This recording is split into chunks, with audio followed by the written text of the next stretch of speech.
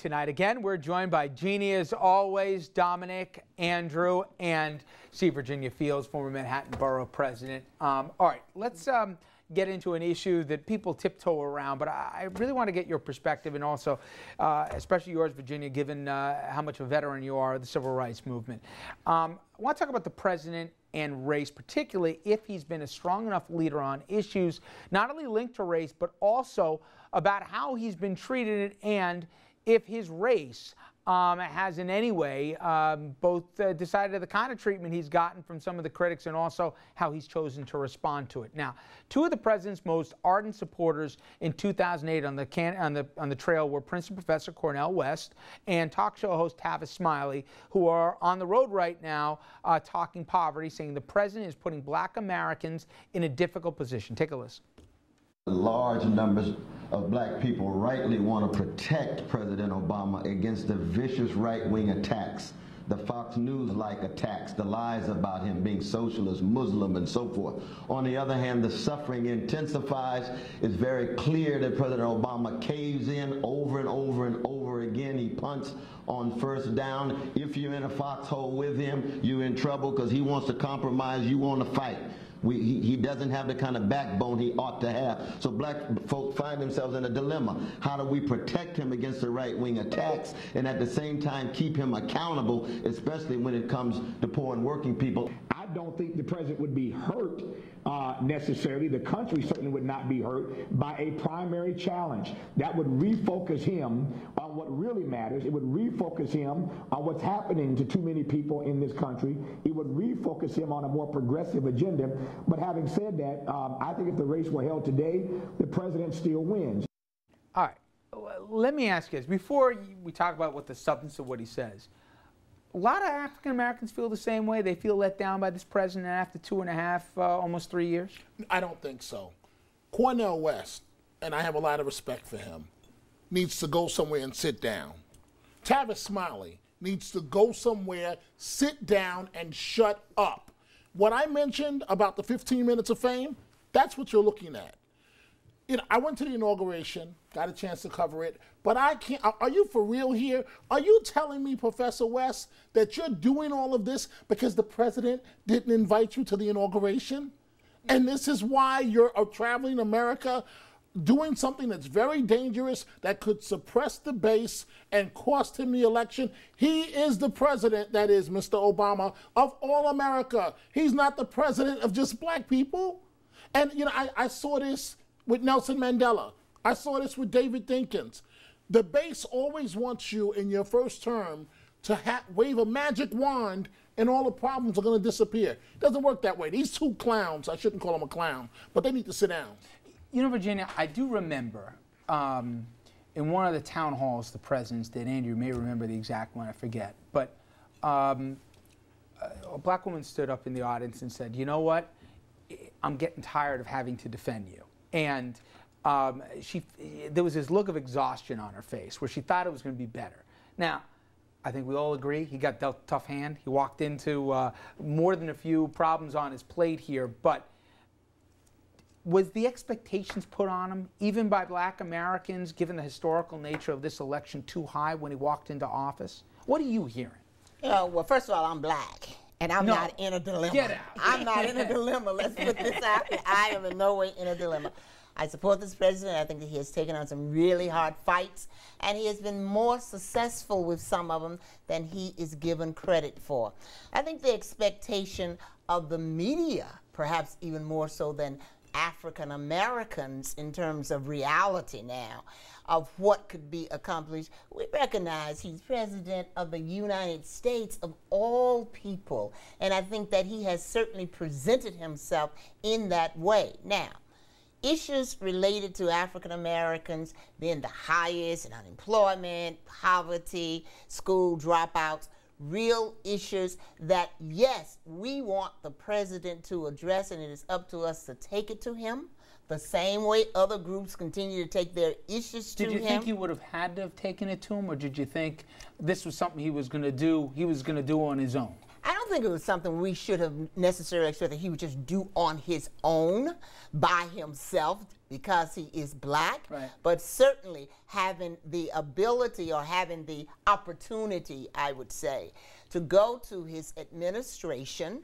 and getting responses in ways that we certainly did not have in the 8 years prior to his administration. We did have it when President Clinton was there. So I think it's very reasonable to expect that. But to expect him to just take it on and make these things happen because he is black, and I don't think the majority, and I certainly can't speak for majority of black people, but I don't think the majority of black people walk around thinking that. We're realistic. Right.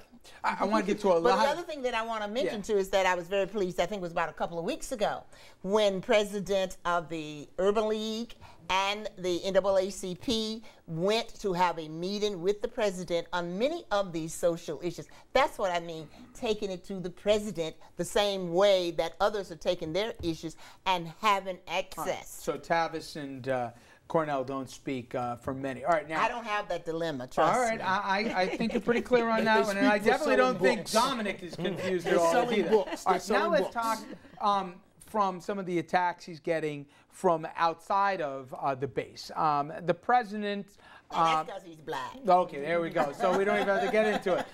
We know the Tea Party is not necessarily embracing change you can believe in or whatever the latest catchphrase is. When you look back at the launch of the Tea Party in 2009 and some of the signs you see there on the screen that were brought to the rallies equating President Obama to white slavery, and others saying, spend my money, what you talking about, Willis, Obama Hitler, a thuggish Obama strangling or stabbing Uncle Sam. You get the drift. We saw a bunch of these. Now, this might be the lunatic fringe here, but we also saw this like on Fox News, almost with the drumbeat every night. Beck called the president a racist who hates white people. I can keep going. By now you get the drift.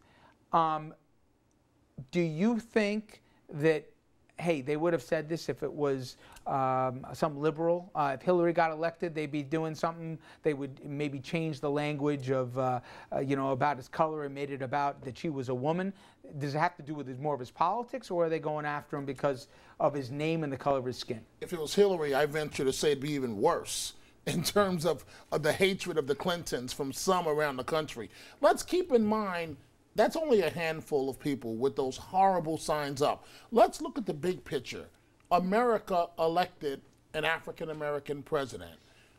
Obama won states like Indiana, which I believe a Democrat hadn't won, I believe, almost ever. I don't remember off the top of my head. I think this is just the actions of some, not all. There are some, I think he's treated like any other president. There are some situations when he can't speak out. My experience, Richard, every African-American politician I've covered, they say what they say in public, and then But wait privately. one second. Look, take a look at this. Can you bring that back up, guys? This was a graphic 2 weeks ago, Andrew, right? Yeah, that's that horrible. was up on Fox News. Now, That's again, horrible. this is on Fox, and to me, it raises a different point. And for those who can't make it out, you got Charles Barkley, Chris Rock, Jay-Z, entertainers, and a basketball player and the president saying his hip-hop barbecue didn't create jobs. Now, there was about a few thousand people in the audience, and this wasn't a job creation thing. It literally was a barbecue.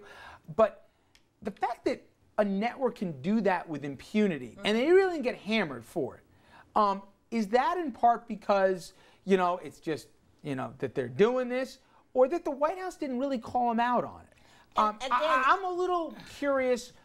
What would happen if the president punched back instead of saying, oh, you know what, let's just get past this, and got a little mad? He did that for a while last year, where he was complaining about Fox News, and I think he didn't give Major Garrett an interview because he was associated with Fox, and Fox just bashed him mercilessly until No, he gave in. actually, what happened in that case was the other networks rallied around Fox, if you recall, and called the White House out, and the White House backed down because the other networks, when they were described as not a fair news station, that was the issue, particularly CBS, ABC, and NBC. Right. So That's the that point, was not just Fox Richard, going that I there. was trying to make. African-American elected officials, they will tell you publicly they will never complain about race. Privately to black reporters, they complain almost every day.